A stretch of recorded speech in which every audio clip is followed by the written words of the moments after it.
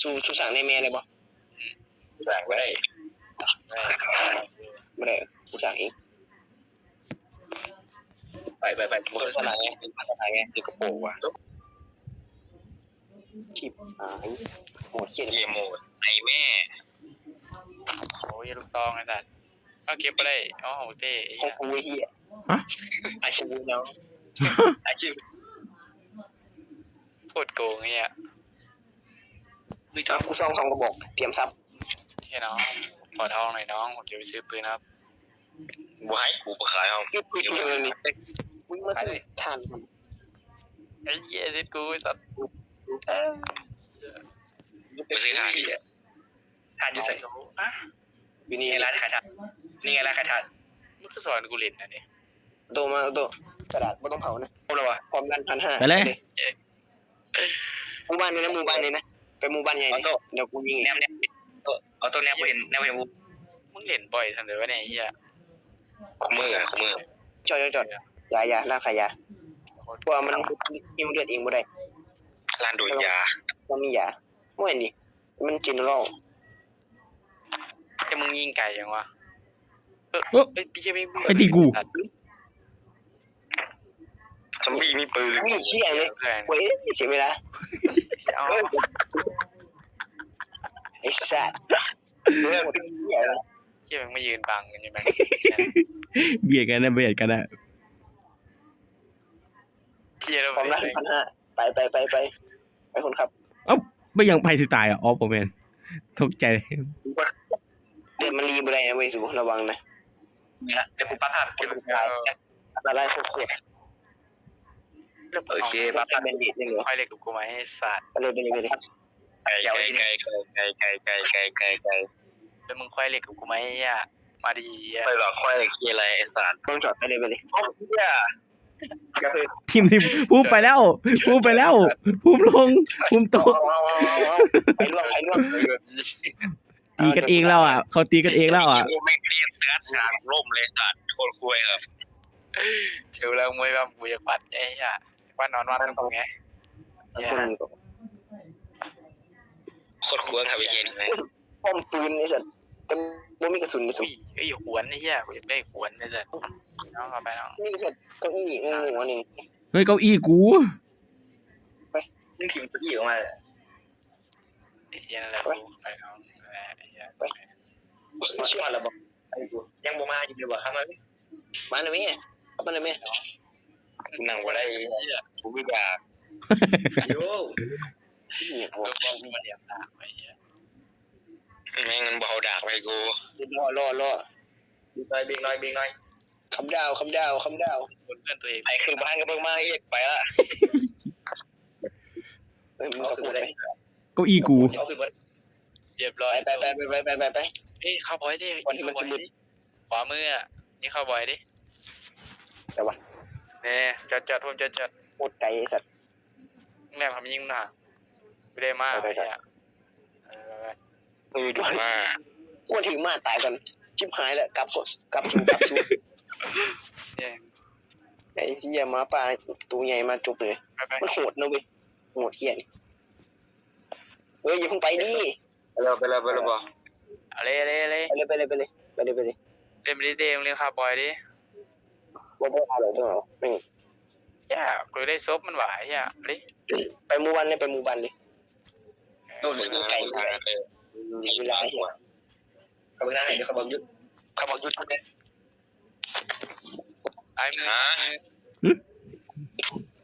สายมือหมู่บ้าน บ่จอดไปเลย จะมันมีโบสถ์อ่ะที่พาแปลอะไร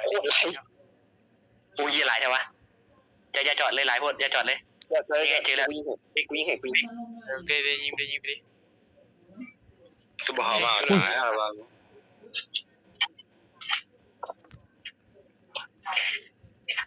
ไอ้เหี้ยแรงเลยจะตายแล้วอ่ะ มันตีแรงรุดเลย ดูดเขี้ยอย่างเดียวเนี่ยแม่งเนี่ย ชิบหาย อุ้ยเชี่ยซอมบี้ใส่ก้อไอ้เหี้ยแอมเวอร์ ออโต้อย่าเล่นไปไกลออโต้บอกแล้วอย่าเล่นไปไกล ตาย หากูเคลียร์ก่อนดิ ไอ้ ตายว่าจะได้กูเผาอย่างเดียวเขาตายอ่ะ ตีกู ใส่เลย เด้งหลังเด้งหลังผัด บอกแล้วกูเผาครับไอ้เหี้ย ใส่แน่ใส่แน่ใส่แน่ บนแบงค์ไหนนี่บนแบงค์ไหนนี่ กูไม่เป็นหินวะ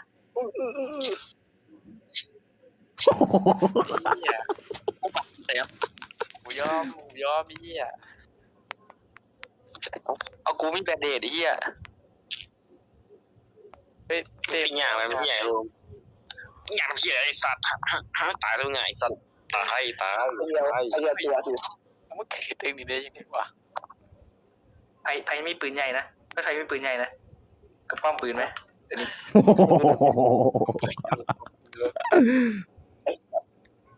เฮียมันนะแม่งสองซุปเลยเฮีย ตายกับกูตายกับกู เฮ้ยไม่ได้ตัวไม่ได้แล้ว มึงเลยกูเตะ เริ่มช่วยกูดิ กูพูดจะใส่ บุ้ยบันดีหาหอดมัน ตัวไม่ได้แบบนี้ พุ่ม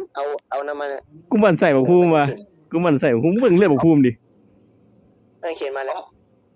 เอ้มึงได้ไปล่อชื่อไปล่ออะไรดิไอ้ฮาบอยอ่ะ เอาไม่กังคิดมาเลยมาหน่อย พุ่ม ไปนี่เป็นยัง ไปเลย อ๋อกูวินได้อ่ะ เดี๋ยวกูชุบกูมีเงิน พุ่มแม่งถิ่มอย่างวะนะ เงี้ยมัน เอาส้มกูไปขายเหี้ย ไปละ อ๋อมันดิ้น โอ้ย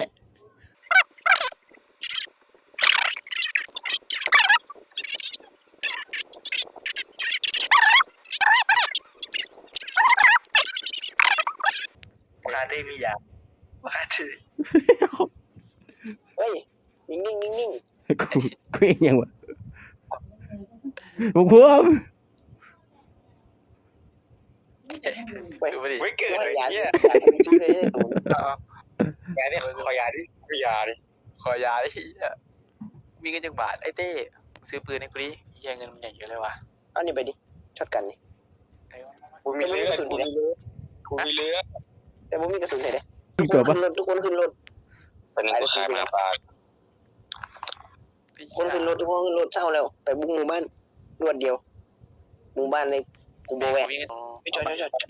อย่าหอดหมู่บ้านจอดซอมบี้สิไรเขาเจอเคมาป่ากับบุญหัวเขาแล้ว เชี่ยกระสุน ถ่ายยิงก็สวย เขามีปืนนะ เบิ่งหลังกูได้เบิ่งหลังกูได้ โอ้ยเบิ่งก็สิได้กูเบิ่งอ่ะ พวกยิงก็สวยแดง ซื้อ เตยจะเย็นเตยมึงสิตายสำหรับกูมีตัวสุกไหลตายได้เลย เอาตายได้เลยวะ กดรีเซ็ตเลยรีเซ็ตตัวละคร แล้วความมือ ตายงูพวกกูประสุกเลย โอ้ยเนี้ยคนเดียวเลยกู เข้าเราไปเลยบุ้งเข้าเรา แซ่ปืนกูยัง ทานเรือเหี่ยว กูเหยียบบ้านกูเหยียบบ้านไอ้เหี้ย ตาย อุ้ยไหล เคยด่ากูเลยไอ้เหี้ย โมเบียงชิว ง่ายไงเหี้ย อย่างเยอะเลย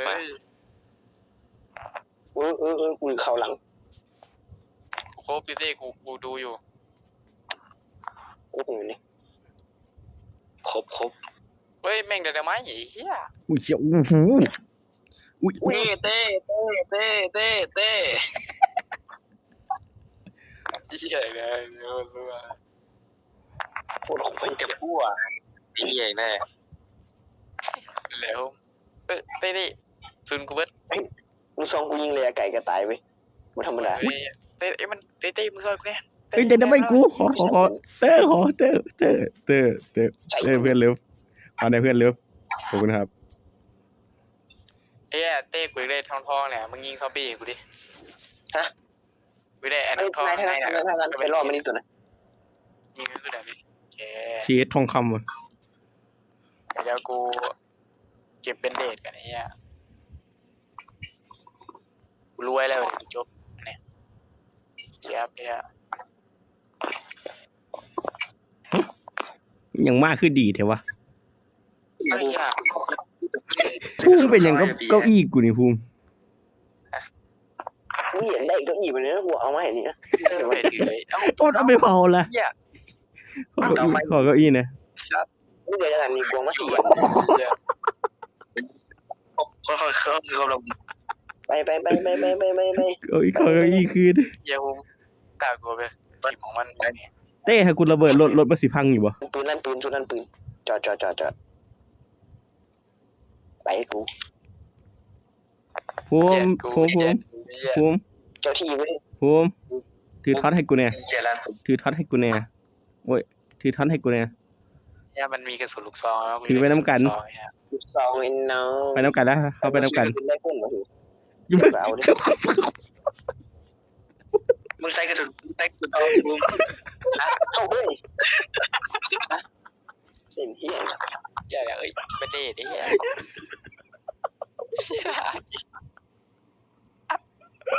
ใส่กระสุน โอ้ย เราเรียนเพื่อนกูนี่เพื่อนยากูขนาด อุ้ย ไป ดูเลย ขอมาคืน แม่ดูอยู่ ขอมาคืน จอด เหี้ย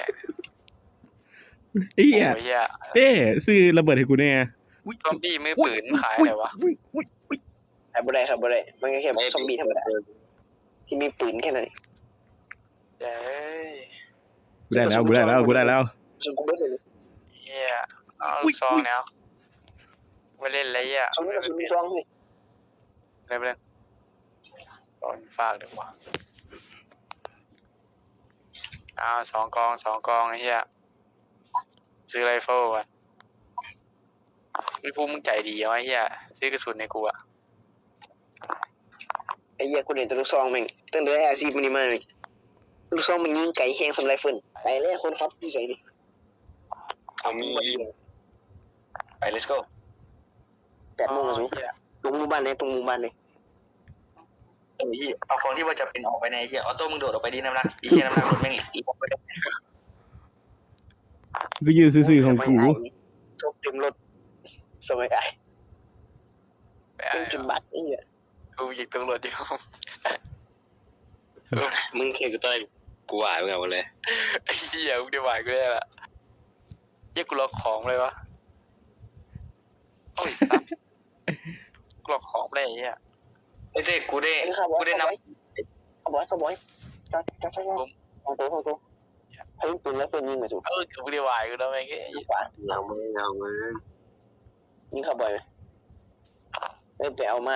เดี๋ยวกูนำไปก่อนโอ้เหี้ยหมู่บ้านใหญ่สูใหญ่มากๆวันนี้อยู่คืนนึงสิวันนี้อยู่คืนนึงเลยวะสูคำหนึ่งหมู่บ้านเป็นโคตรใหญ่เฮ้ยโอ้ ไอ้เหี้ยตอนนี้กูได้นายธนาคารตัวเดียวแล้วตอนเนี้ยเอาปืน ธ มัน นาคาร2 อันเหี้ย รวยเลย 3 วะ เหี้ย 3ธนาคาร4ไอ้สัตว์ผม รวยอ่ะชิวเลย ระเบิดอยู่ใส่วะ มันไปตายนะ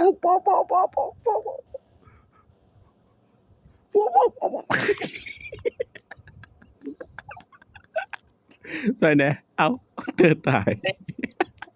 ภูมิใส่แน่ เด็ด ภูมิ ไปไหนซอมบี้อยู่เด็ด ไปยินไอ้หนุ่มซอมบี้หลายเฮ้ย 1 อุ้ยเหี้ยสิตาย เย่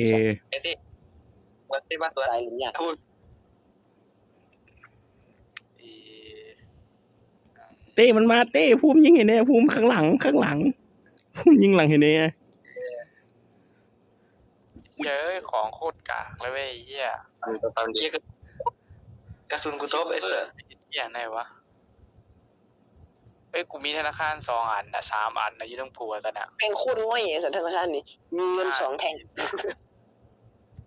กลับไปสกู เป็นเงิน2 แทงปวดบ้า ก็มีระเบิดวะระเบิดอยู่ใส่วะ มึงจะไปพีซีใส่ยี่ มึงเปิดแบงค์ ใครยิงกูวะ มึงเปิดแบงค์แล้วนี่ ไปแล้วอีอ่าอี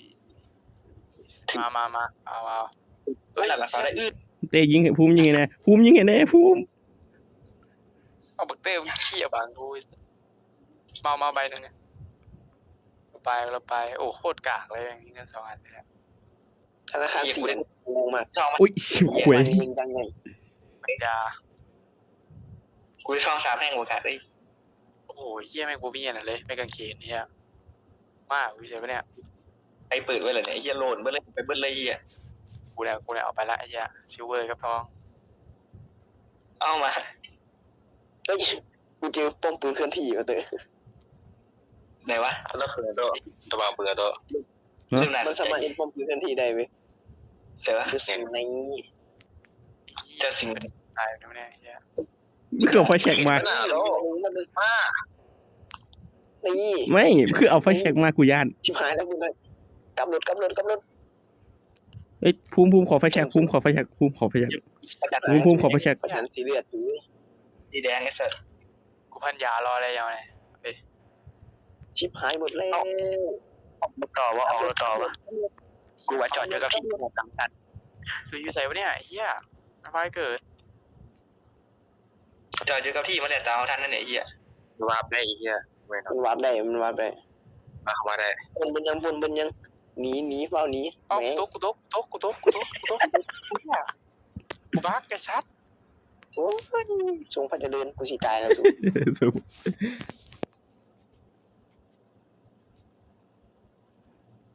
โอ้ย เหี้ย มีหัวมุมอยู่ตัว เยอะขนาดไหน อย่าได้ระเบิดอ่ะ คืนแล้วไป ไปเลยขอตัวมึงโดนเพื่อ ก็ได้ละ no ยังมีเงินตัวสิตายห่างกันเลย เอาละ ไปเลย เหี้ยมันบักออกไปได้ยังไงวะแม่งบักกระดาษแม่งแชมป์ซัด ข้างเสือ อัน นี่ปืนผม ไปขนาดจับมาเลยคอยลุงกลับมาเดี๋ยว ค่อนข้างเถื่อนนะทางนี้ใครซอมบี้มีปืนนี่ ข้างหน้าเบียร์ใครซอมบี้นี่ก็ฆ่าลูกเสือ เฮ็ดเก้โคตรเท่ ตาย กูมาละไอ้เหี้ยพระเอก กุมาลา โอ้แม่งไม่รู้มีกระสุนไรเฟิลมีเหี้ยอะไรวะโคตรจนเนี่ย มีซองบ่ มีระเบิดวะ มีโซฟาบอยเดียวแม่งเนี่ยกับปืนกระสุนเหลือ3 อันแม่ง โอ้กระสุนกูเบิ้ลไหลอีไปลุยต่อ เอ้ย ก็บ่มีระเบิดวะ ไปเรื่อยๆที่กูไม่ไหวหรอ ไปยังไงวะ ไปร้านนี่ดีกว่ากู เฮ้ยมันออกแล้ว เดี๋ยวกูมากูไปซ้ายนี่ตำรวจกัน ไอ้สไนตำรวจมีเอากระสุนปืนเนี่ย โอ้ยมีคนใส่เกาะพูดมีคนใส่เกาะ เชี่ยคนเชี่ยเนี่ยยิงกูดิ กระสุนกูเบิ้ลอีก กูเวท กระสุนกู เชี่ย เฮ้ยวันนี้ เอาดิบเอา ที่แรกมีซอมบี้ จัดการให้นายเท่สู้กูมีกระสุน กระสุนกูสิเบิร์ดเหลือ33นัด เชี่ยโคตรเชี่ยเลย แต่นี่เนี่ย มีนาทีตายไปเลย ไอ้เหี้ยวันเนี้ยไอ้ซอยสู้น้อย กลัวไปเถอะไอ้เหี้ยป่ะ อยากกูสิเบิร์ดในสูง ในบ้านในซอย กูเพราะว่ามันนี้รถ เป็นไร คือรถเชี่ยคือรถ เดี๋ยว ไอ้สัส ภูมิทองคำเต็มตัวเลยไหนวะ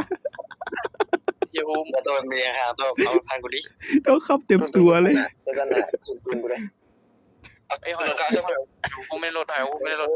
มันซ้ำกูเหี้ยซ้ำกู ทองคำเต็มตัวเลยแม่งมันมา กูมูมีกระสุนปืนแล้ววะ ภูมิแม่งกักเงินชิบหาย กากไอ้เหี้ยเหี้ยภาพ ดื้อ เดี๋ยว ไปมีอุ้ยเหี้ย เดี๋ยว เย ไม่ อะ ได้ เยอะเยอะ อะไรของมึงภูมิ เยอะโอ้โหเหี้ยเลี้ยงตัวเลยสัตว์ ยิงแม่ง แตก1แตก2 ปืนมึงแรงยังวะ แต ไอ้ ก เหี้ย 3คือกูขอยาให้ตีตายนะ มีระเบิดวะ ไอ้เหี้ย เบียร์หน่อยครับ มาได้มา นี่ยาในนี้มี ขอกระสุนปืนกับยาหน่อยครับโอ้โหเหี้ยเต้งเอาไป2 กองเลยเหี้ยมีกระสุนใช้เลยว่ะ โอ้ เปิดดิ แม่ง ไปหนึ่งนะ นี่เป็นขี้อ่ะเมื่อกี้นี่โคตรสุลมุนอ่ะ นี่ไง เอาปืนใหญ่สหรัฐแล้ว ไอ้เหี้ย มีระเบิดวะมีระเบิดวะระเบิด รวยรวย ระเบิดมีวะระเบิดมีวะ เป็นแดงเป็นแดง ดูทหารมาสูทหารมาเร็ว โอ้บ่มีระเบิด เก็บไปวะ เอากระสุนมาแล้วเนี่ย ไอ้เหี้ยกดกุญแจไปขายได้ปะเนี่ย กูรู้เหรอกูแลกอย่างกูแลกซบไอ้เหี้ย ไอ้พายต้องพายดิ เยี่ยมมากกู จ เสี ริ ย ง วะ ยังมัน เก็บม้านี่เก็บม้านี่ เต็มเลย ไม้น้องกูตายโอ้โหเหี้ยของกู ไม่ใช่ เก็บ มาม าก ใช่ไหม เก็บไม่ทัด เป็นกูไม่สู้ตา กูเต้เก็บบัตรเดียเธอกู ยิ ได้ งอยู่ เก็บบัตรเก็บตายเหี้ย ยิงอยู่เตอร์ เฮียฮูมมาเก็บบัตรเดียชุบหน่อยครับ กูมีอาวุธเอือไปละ